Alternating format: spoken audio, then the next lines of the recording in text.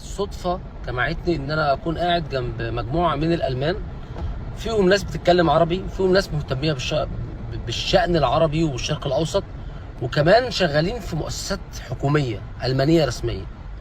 فسالوني انت، واحد فيهم عرفني وكده وقال لي ده انا عامل لك فولو ومش عارف ايه والحاجات دي كلها، فانا اتبسطت. بدأنا نتعرف على بعض، فقال لي طب انت بتشجع مين؟ قلت له طبعا بشجع بصراحه اسبانيا، علشان يعني منتخب المانيا اصلا ما بيحترمش لا ثقافتنا ولا هويتنا، فبالتالي هشجعهم ليه؟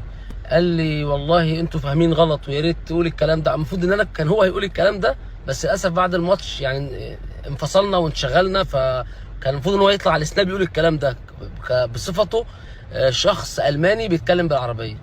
قال لي والله العظيم احنا اللي دخلوا قطر من الالمان بس كمشجعين في حدود 25,000 الماني.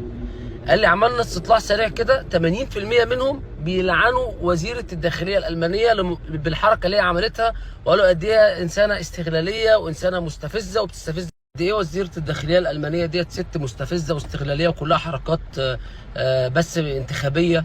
وقال لي قعد يوريني كده، قال لي هفتح لك صفحه انستجرام دلوقتي. طبعا احنا الماتش شغال وانا اصلا يعني عايز اقول له ابوس ايدك سيبني في حالي، انا عايز اتفرج على الماتش.